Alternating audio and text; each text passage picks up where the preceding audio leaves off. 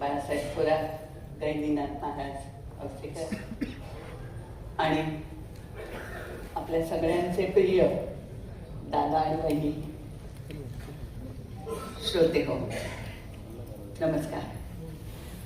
उल्हासदादांचा अमृत महोत्सवी सत्कार करण्यासाठी आपण इथे जमलो.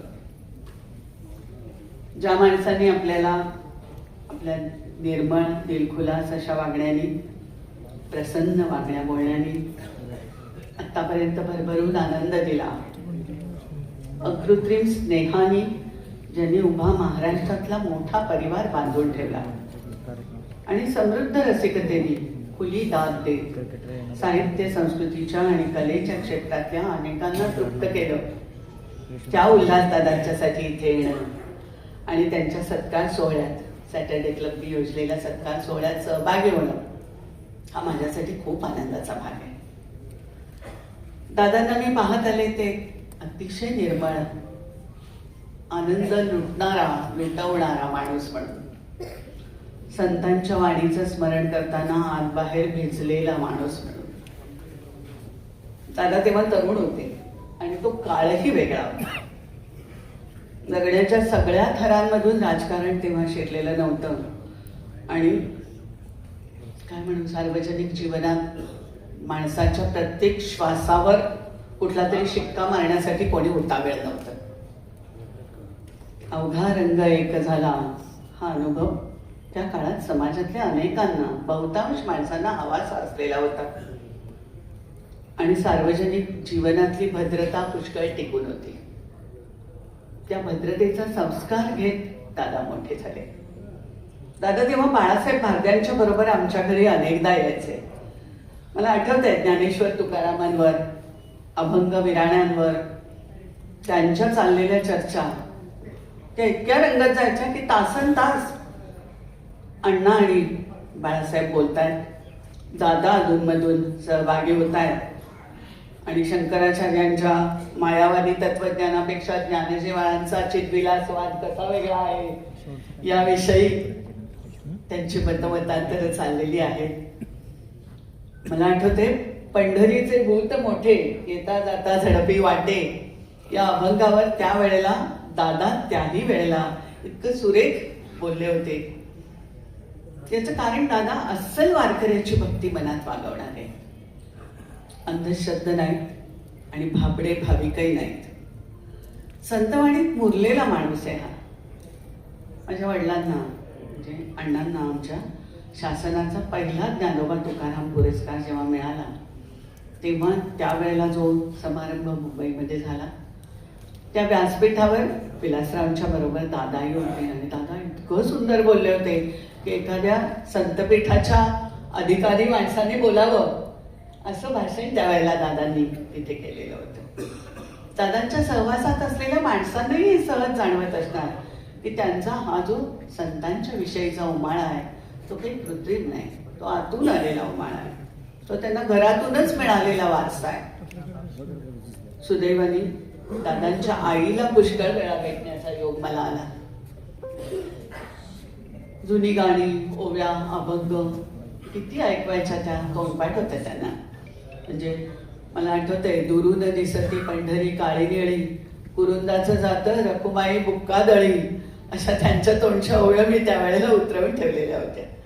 कितीतरी ओव्या मी त्यांच्याकडून ऐकलेल्या आहेत. शिवाय अगदी घरची पारंपरिक पूजा अर्चा असेल, सणवार असतील, कुळाचार असतील, सगळं यथासांग सांभाळणारे असे दादाही मी पाहिलेले आहेत. एवढंच नाही, मोठ्या कुटुंबातला कर्ता माणूस म्हणून असलेल्या सगळ्या जबाबदाऱ्या कोरडं कर्तव्य म्हणून नव्हे तर अत्यंत जिव्हाळ्यांनी, अतिशय प्रेमाने त्यांनी सांभाळलेले आहे. दादांच्या माणुसकीचा अनुभव तुमच्यापैकी अनेकांनी अनेक वेळा घेतलेला असेल. म्हणजे मी आता व्यक्तिगत अनुभव सांगत नाही, मी फक्त मला आठवण होते अण्णा माझे वडील गेले तेव्हा आलेले दादा, मी संमेलनाध्यक्ष झाले तेव्हा पृथ्वीराज चव्हाण आणि श्रीनिवास पाटलांना घेऊन घरी आलेले दादा, मी अलीकडेच आजारी पडले तेव्हा कमरेला पट्टा, मानेला पट्टा अशा स्थितीत जिना माझ्याकडचा अवघड चढून वर आलेले दादा, अनेक वेळा स्नेहाच्या माणसांसाठी सगळं काही बाजूला सारून धावून जाणारा हा माणूस आहे. हे तुमच्या आमच्यापैकी अनेकांना त्याचा अनुभव आलेला असेल. आणि दादांच्या मधल्या रसिक श्रोत्याविषयी काय सांगावं. दादांसारखा दर्दी श्रोता असणं हे कला सादर करणाऱ्या माणसांचं भाग्य आहे असंच म्हणायला पाहिजे. मगाशीच उल्लेख केला अंकुश काकड्यांनी, तसा भजनांपासून गझलांपर्यंत आणि ओवी पासून लावणीपर्यंत दादांनी खूप ऐकलेलं आहे आणि ऐकवणाऱ्याला धन्य केलेलं आहे असं मी म्हणते. मला आठवते शांताबाई शेळक्यांच्याकडे एकदा दादा विलासराव देशमुखांना घेऊन आले होते आणि अतिशय खाजगी अशी त्या तिघांची मैफल काय सुरेख रंगलेली होती. पुलंच्या शब्दात सांगायचं तर तानसेन होण्या इतकंच कानसेन होणंही महत्वाचं आहे. चांगल्या गायका आहेत का, चांगल्या वक्त्या आहेत का, चांगल्या कीर्तनकारा आहेत का, चांगला श्रोता असणं, जाणता भक्त असणं हे पण तेवढंच महत्वाचं आहे. समाजात अशी अभिरुची असणारी, उत्तम अभिरुची असणारी माणसं महत्वाची आहे. सुसंस्कृत समाजाचे ते मानदंड असतात असं मला वाटतं. आज संस्कृती जपण्याच्या नावाखाली रस्त्यांवर जे काय प्रदर्शन आपण अलीकडे बघतो, त्या काळात तर दादांसारखी माणसं आणखीच मोलाची ठरतात. कला आणि संस्कृतीची प्रतिष्ठा ज्या माणसाला माहित आहे असा माणूस आहे. खूप वाचलंय, त्याहीपेक्षा जास्त खूप ऐकलंय, अनुभवलंय आणि ते सगळं उत्तम स्मरणशक्तीच्या जोरावर स्वतःमध्ये साठवलेलं आहे. अनुभवाचं एक मोठं गाठोडं त्यांच्याजवळ आहे. हे धन काय आहे याची चांगली जाण दादांना आहे. आणि संत परंपरा आणि लोकपरंपरा दोन्हीचा हात एकाच वेळी धरून साहित्य संस्कृतीच्या क्षेत्रात वावरत असलेला माणूस आहे. त्यांनी आवर्जून आपल्या कार्यक्रमाला यावं, कधी ऐकावं, कधी ऐकवावं. फार छान बोलतात दादा, मनापासून बोलतात, अकृत्रिम बोलतात आणि भरपूर समृद्ध आहे. कारण कळत्या वयापासूनचा म्हणजे वयाच्या 20पासून धरलं तर 50-55 वर्षांचा काळ जे जे उत्तम मिळालं, निरीक्षणातून मिळालं, श्रवणातून मिळालं, प्रत्यक्ष अनुभवातून मिळालं, ते सगळं त्यांच्या भाषणात आपोआप येतं. आणि ऐकणं तर केवढं आहे.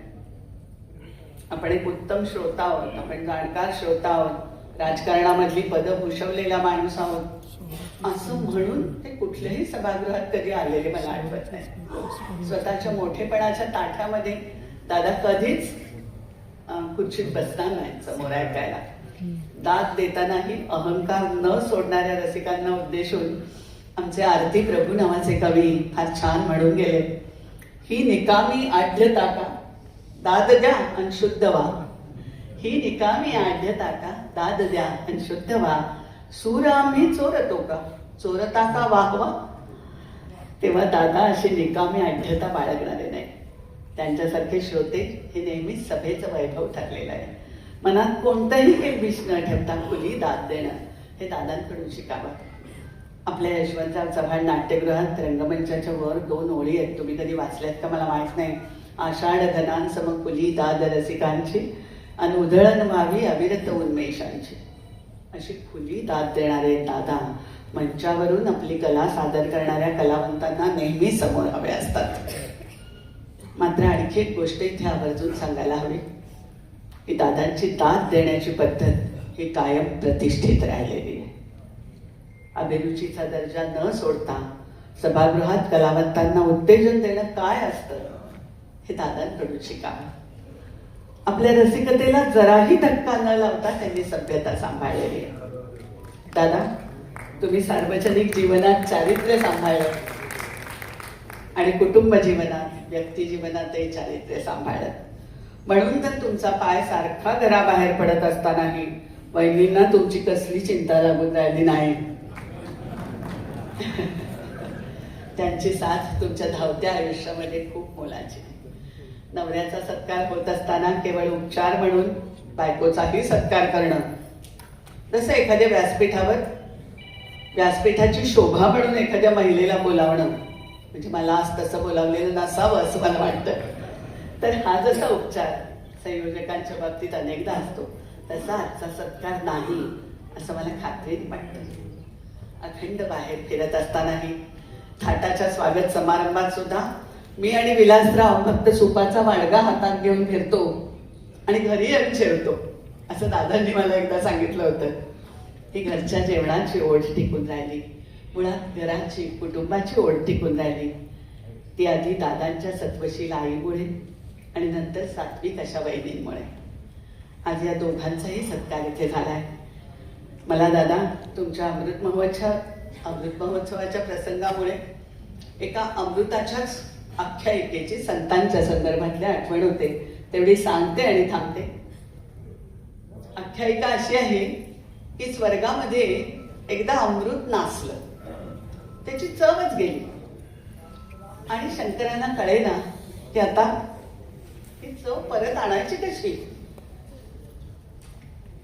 तेव्हा त्यांना ब्रह्मदेवाने असं सांगितलं की खाली पंढरीत जा आणि तिथे तुझ्या अमृताला पुन्हा मूळची चव मिळेल, बघ जरा जाऊन. ते अमृत ताटात घेऊन इंद्र खाली आला. त्यावेळेला वाळवंटामध्ये विठूच्या नामाचा गजर चालला होता, एकादशीचं कीर्तन होतं आणि सगळे वारकरी त्या रंगात रंगून गेलेले होते. नंतर उपासाचं पारणं सोडण्यासाठी सगळे चोखामेळ्याच्या घरी गेले आणि तिथल्या पंक्तीमध्ये जेव्हा वाढलं गेलं तेव्हा त्या अमृताला मूळची चव परत आलेली होती. आज दादा तुमच्यामुळे या सगळ्या सभागृहाला भावामृताची चव चाखायला मिळालेली आहे. तो आनंद तुम्ही दिला यासाठी मनापासून तुम्हाला अभिवादन करते आणि शतायु व्हा आणि असेच आमच्या सगळ्यांसाठी आनंदाचा स्नेहाचा वर्षाव करत राहा. तुमची माणुसकी आम्हाला नेहमीच प्रेरणादायी ठरेल असं म्हणते.